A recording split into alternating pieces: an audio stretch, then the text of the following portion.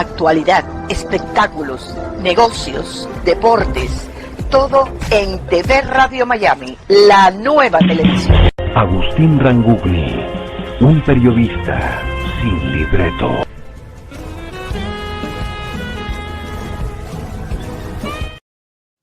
Hola, ¿cómo le va?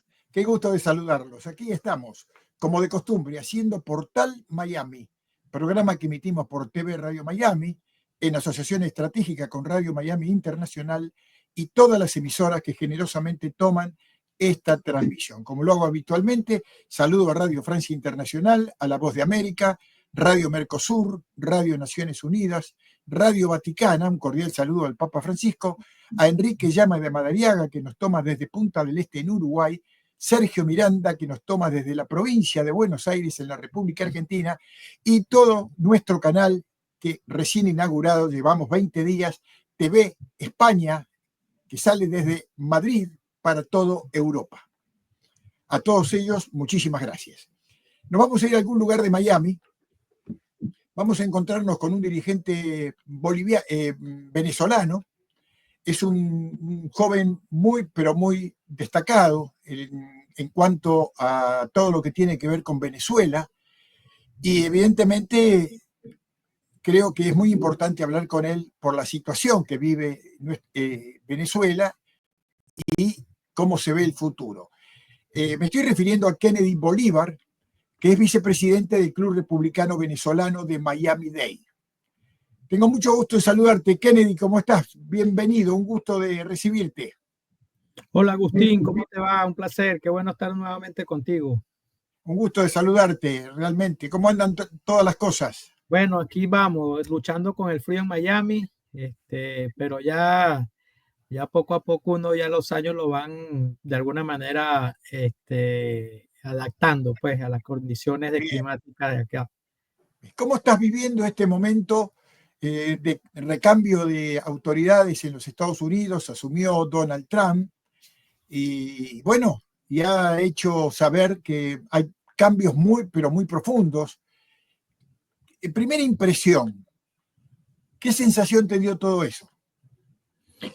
Bueno, primero yo que he venido haciéndole seguimiento y no solamente desde el punto de vista político, no, sino desde el punto de vista ciudadano también, como una persona que vive acá en Estados Unidos, como una persona que de alguna manera ha conocido bastante bien la izquierda, como una persona que va al supermercado o que agarra un carro y en algún momento tengo que echar gasolina. Las condiciones del país no estaban bien. La administración Biden creo que ha sido una de las peores administraciones que hemos tenido acá en Estados Unidos. Y en ese sentido, bueno, estoy esperanzado que con la administración Trump, por lo menos el tema inflacionario, el tema de la política exterior, el tema del migratorio, el tema de seguridad, o sea, son muchas cosas que yo creo que tengo muchas expectativas y esperanzado en que las cosas mejoren, sobre todo. Si tuvieras que hacer una evaluación de 20 segundos, 30 segundos de la gestión de Biden durante 4 años, ¿cuál sería tu impresión?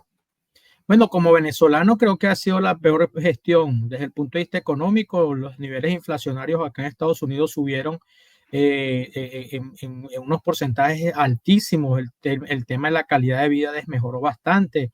El caso, por ejemplo, de la seguridad nacional con respecto a cómo se permitió la entrada sin ningún background check a todas estas personas que fueron entrando de manera ilegal por la frontera y que hoy tenemos bandas criminales que de alguna manera gobiernan Nueva York, Colorado, Chicago.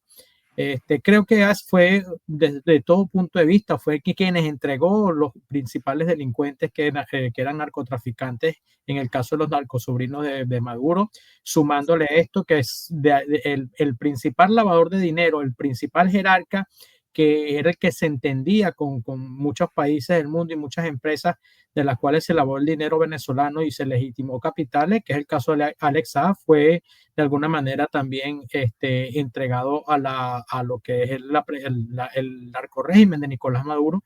Y creo que, bueno, en ese sentido ha sido una de las peores gestiones que he visto y que he vivido acá en Estados Unidos. Bien. Es importante la misión que encara Marco Rubio como secretario de Estado y seguramente por allí pasarán las cuestiones de relación con Venezuela. ¿Qué expectativas tenés con respecto a esto? Bueno, yo creo que no solamente para Venezuela, sino para América Latina, Marco Rubio, primero porque viene del Comité de Relaciones Exteriores y segundo ocupó también el Comité de Relaciones, de Inteligencia del Senado. Y Marco Rubio conoce muy bien como cubanoamericano lo que ha sucedido no solamente en Venezuela, sino Cuba y Nicaragua.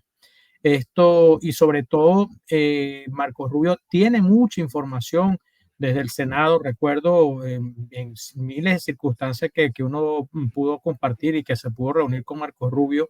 Recuerdo claramente que, por cierto, en estos días veía una foto y creo que la primera foto que estaba yo muy muchacho, me la tomé y estabas tú detrás de Marco Rubio y mío en esa foto. Me imagino que lo querías entrevistar.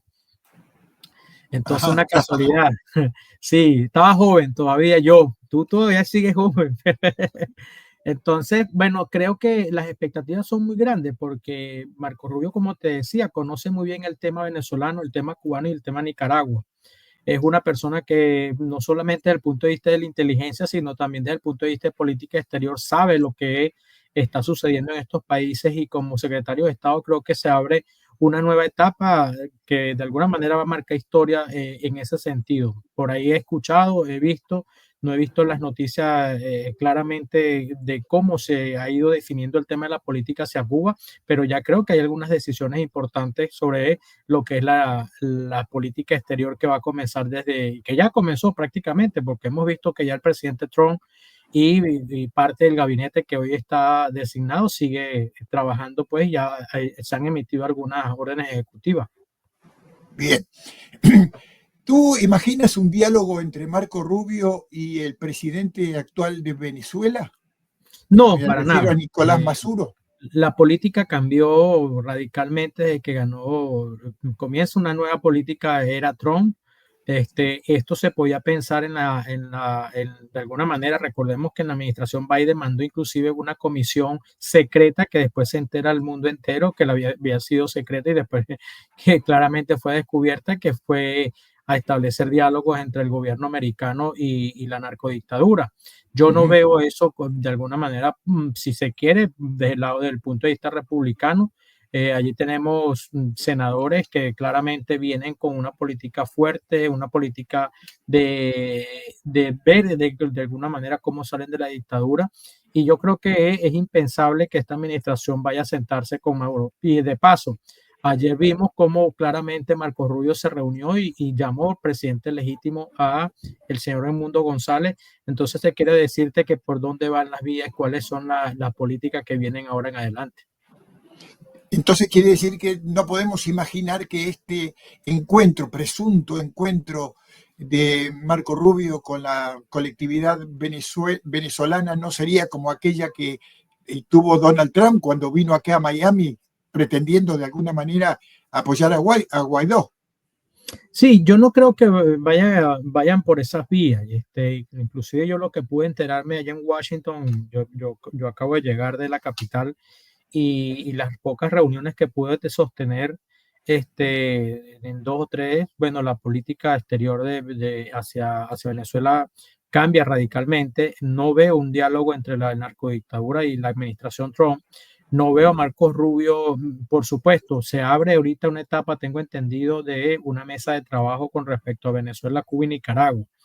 Pero yo sí sé que Marco Rubio va a cumplir con una política exterior mucho más dura, mucho más férrea y mucho más responsable para los intereses no solamente de los venezolanos, sino también de Estados Unidos, que también se ha visto de alguna manera atropellado pues, por estas dictaduras, cuando hemos visto que acá de alguna manera se ha secuestrado por personas, ciudadanos americanos, y se han canjeado con la administración. Yo no veo una administración negociando con la administración Trump con la narcodictadura de Venezuela. Bueno, ya tenemos la toma de posesión de Maduro. Maduro ya se restauró como otro periodo más presidencial. Mientras tanto, las protestas en Venezuela siguen haciéndose notar. ¿Qué expectativas tenés al respecto? Porque el presidente candidato todavía no apareció en Venezuela y la ha dejado sola a, ¿cómo se llama? María Corina. A María Corina. ¿Qué expectativas tenés? Porque María Corina está sola y no puede enfrentar ninguna situación que tenga un respaldo del presidente postulante, ¿no?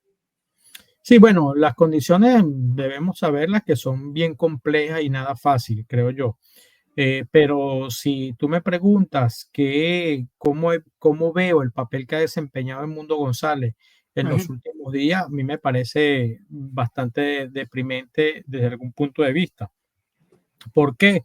Bueno, porque aquí hemos visto que se ha iniciado de alguna manera una gira por algunos países, se ha buscado respaldo, pero siguen creyendo, y creo que eso es uno de los grandes errores, que o se creía que Mundo González iba a, de alguna manera, juramentar. Y yo siempre lo dije, inclusive lo dije en otros programas, lo comentaba con personas que me preguntaban sobre el hecho, y yo sabía que no se iba a poder juramentar y sabía también que después de esto no iba a pasar más nada que no fuera que tuviese que pasar por las manos de lo que decía la administración Trump o cómo fuera la política exterior a partir de ahora en estos primeros 100 días de la administración nueva. Yo sabía que el 10 no iba a pasar. Las condiciones en las que está María Corina seguirá así, mientras que yo creo que si no sucede un cambio, María Corina también me imagino que se verá obligada a abandonar el país, salir de la clandestinidad. Y en Mundo González, bueno, con todo el respeto que se le puede tener y que lo respeto como persona, creo que yo no creo que tengan claridad todavía hacia dónde van las cosas. ¿Tenés optimismo por retomar la democracia en Venezuela? ¿Tenés un optimismo cierto, un optimismo creíble, o es simplemente una esperanza? Lo que pasa es que eso pasa por una serie de factores, Agustín, no solamente de lo que se haga desde adentro, sino también, y bueno, porque el país entero y los venezolanos han dado todo. ¿Qué más se le puede pedir a un venezolano si ha ido a protestas, si le han matado a algún primo, que si ha ido si algún familiar ha estado encarcelado? Entonces, yo creo que es la concurrencia de múltiples factores que puedan de alguna manera dar una salida hacia la reinstitucionalización de Venezuela, y no lo veo todavía, a pesar de que yo pueda estar optimista. La realidad es otra. La realidad es que todavía no vemos una claridad desde el punto de vista militar. Yo no veo los militares, porque esto es un gobierno de militares también, esto es un régimen de militares, esto es un régimen de un cartel de militares, y no lo veo de alguna manera entrando en una dinámica de abrir un espacio para la democracia y una transición democrática y pacífica. No lo veo de esa manera. Yo dudo que eso pase. Ahora, ¿qué sucederá? Bueno, hay una administración nueva, hay unos países apoyando, hay unos países ejerciendo presión, y a lo mejor eso pueda generar en algún punto algún quiebre, pero que no va a ser suficiente para salir de una dictadura como la de Maduro, que depende de su libertad, es de estar en el poder.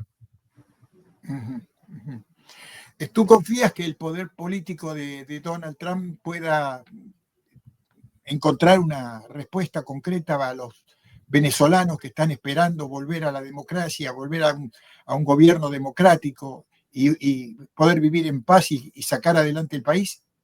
Si no la tiene Donald Trump, yo creo que definitivamente los venezolanos debemos empujar hacia ello, porque también si eso no sucede, los intereses de Estados Unidos, y si Donald Trump, como lo ha dicho, que va a velar por los intereses de los estadounidenses y sobre todo por la seguridad nacional, debería entender que Venezuela es uno de los estados que posiblemente pongan más en riesgo a Estados Unidos por toda la connotación que representa Venezuela. Venezuela es un país que hoy por hoy tiene iraníes en Venezuela, que tiene bases nucleares, que de alguna manera es un patio trasero de Rusia. Sabemos todas las conexiones con China. Es decir, o sea, claramente hoy hay un conflicto armado en Colombia, y la principal parte donde se refugian los guerrilleros es en Venezuela.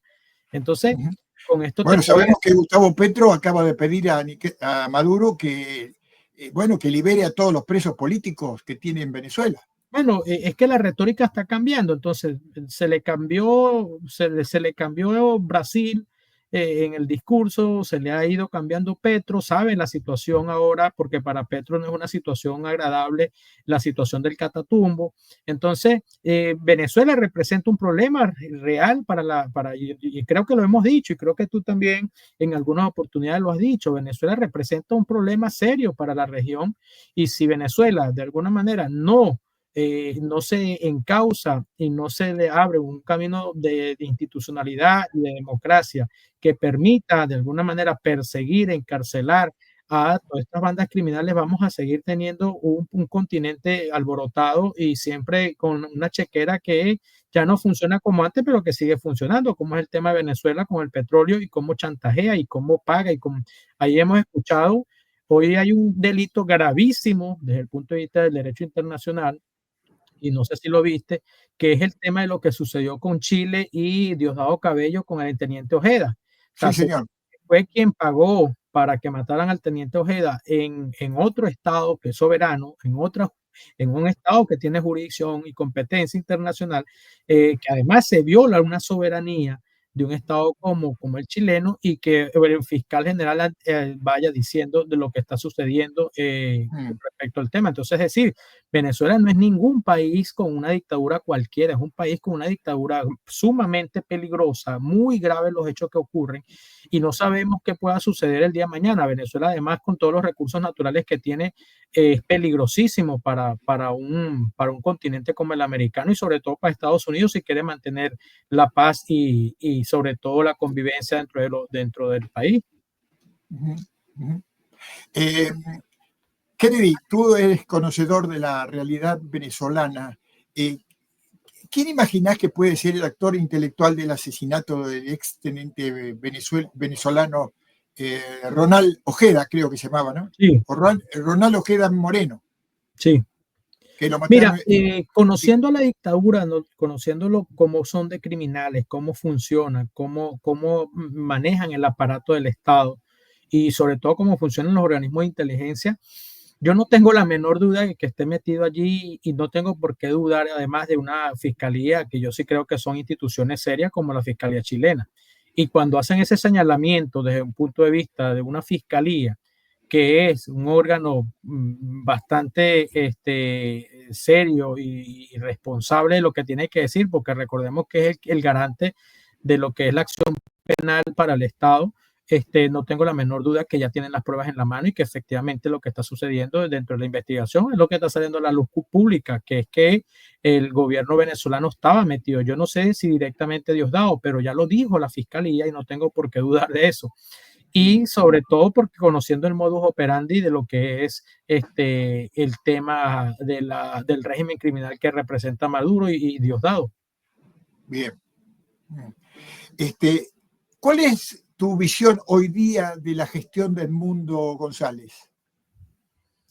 Mira, yo lamento mucho que acá se embaucó al país y a los ciudadanos y a muchas personas en el mundo entero, no solamente venezolanos, de decir que el 10 de enero venía el cambio. Y eso me ha parecido grotesco, me ha parecido de verdad muy mal desde el punto de vista de la esperanza que tiene el venezolano, porque aquí todo el mundo pensó que el 10 sucedía algo y venía un cambio de régimen o de gobierno, y no iba a ser así. Yo siempre lo supe, y creo que no solamente en Mundo, sino también María Corina, y ojalá espero y rectifiquen, porque uno de los grandes problemas que tenemos en la oposición es que nunca se rectifica los grandes errores que se cometen y que muchas veces tienden a culpar al país o al ciudadano común cuando les reclama algo, pero no son capaces de sentarse a meditar de que la situación a la que nos han llevado ha sido muy mala. Entonces, ¿por qué? Bueno, porque se colocan en una situación de promesa, de esperanza, de expectativa, y el país quiere eso. El país, si le dices que vamos a salir de la dictadura mañana y desde el punto de vista como lo tiene la credibilidad que tiene María Corina, eso nos podemos dar cuenta que entonces complica las cosas porque sabemos que esto no está fácil. Y de paso, ahí acabo de escuchar que el mundo dice que bueno, que por la fuerza no vamos a salir de Maduro, sino de manera pacífica. Y yo dudo eso, yo no veo Maduro entregando de ninguna manera por la vía pacífica, y él lo ha demostrado y lo dicen. O sea, ellos no tienen, y el chavismo cumple cuando dicen las cosas. Entonces, o hay un tema de fuerza en Venezuela, o no vamos a salir de la dictadura de ninguna manera. ¿Y por qué? Porque es lo que te decía al principio, este es un cartel de militares donde todos tienen poder desde el rango más bajo hasta el más alto, desde los jerarcas altísimos, y saben que la garantía de ellos mantenerse en libertad, entre comillas, es mantenerse en el poder y estando en el poder en Venezuela. Para ir redondeando, ¿no? Volvemos a la conversación entre Edmundo González y Marco Rubio. Allí se analizó la estrategia para aumentar la presión sobre Nicolás Maduro. ¿Cuál crees que es el plan? Sí, mira, no te sabría decir exactamente el plan. Sé que se está trabajando en algunas cosas. Por eso te decía, ahorita en Washington me pude enterar de unas mucho más cercanos con algunas personas. El plan, yo supongo que, bueno, esto pasa también por niveles de un trabajo de inteligencia. Sé que hay personas interesadas en una recompensa y de ver de cómo llegan a Maduro. Hay otras interesadas en que Venezuela debe suspender, sobre todo el gobierno, la formalidad y la institucionalidad de la administración de Trump que acaba de comenzar, en quitarle, por ejemplo, licencias que le han permitido, como el caso de Chevron, que ya ocurrió, y así sucesivamente, tratar de bloquear algunos beneficios que pueda tener la narcodictadura desde el punto de vista del sistema financiero, y sobre todo ir atacando a quienes hoy sostienen a la dictadura. Ahí vemos una recompensa claramente, y además sanciones directas contra personeros del gobierno. Hay un trabajo que se va a venir haciendo, pero yo no lo veo tan suficiente, y bueno, esperemos que detrás de estas cosas que se están dando, estas reuniones que se han venido dando, yo espero que a partir de allí, bueno, salga definitivamente una propuesta mucho más directa, más real, que pise tierra y que en definitiva de baja al chavismo. Bien. Kennedy, para cerrar, ¿tenés optimismo? ¿Estás optimista? ¿Crees que puede haber un milagro y esta larga historia, yo diría terrible, que vivieron los venezolanos desde Chávez para aquí, se podrá cambiar? No, yo tengo toda la esperanza que sí, y tengo mucho optimismo, a pesar de que la realidad sea muy de contraste pues con lo que yo piense en algún momento. Pero evidentemente seguiré trabajando. Yo tengo de alguna manera la determinación de que nosotros tenemos que salir de estos criminales. Bashar al-Assad, nadie pensaba que iba a caer, a pesar de que, bueno, es un tipo de ese tipo de criminales donde ellos salieron a punta de fuerza, a punta de arma, a punta de personas que enfrentaron a ese régimen macabro como fue el de Bashar al-Assad. Yo no dudo tampoco de que los venezolanos no estemos lejos de ello. ¿Por qué, Agustín? Porque son criminales, son carteles que no les interesa salir del poder, porque saben que tienen una garantía de cárcel el día de mañana si terminan perdiendo todo el trabajo, toda la inmunidad que tienen y los privilegios. Pero yo por ello no voy a dejar de trabajar, y sigo siendo optimista que tenemos que trabajar en función a ver de cómo unificamos y salimos de la narcodictadura, pero también tenemos que pisar tierra hacia dónde es que vamos, porque de la forma como muchas veces se ha llevado, creo que ha sido un gran error de parte nuestra. Bien. Kennedy, agradecido por tu generosidad de estar con nosotros, nos diste un panorama bastante optimista. Esperemos que este optimismo se concreta en una realidad, sobre todo para el interés de los venezolanos, que merecen, después de tantos años de lucha, recuperar por lo menos la democracia. Después, lo otro vendrá después. Sí, gracias, mi hermano. Bueno, un fuerte abrazo para ti y gracias por la invitación, como siempre. Y permitime mandarle un beso a tu hijo. Mi hija, A tu hija. Carlota. Gracias, con gusto. Un abrazo, gracias. Un abrazo, mi hermano. Chajito. Kennedy Bolívar, una figura muy importante aquí en Miami, representando a Venezuela. Un hombre joven, un hombre con talento, un hombre que tiene la fuerza necesaria para cambiar la historia. Esperemos que así sea. Hacemos la pausa, venimos enseguida.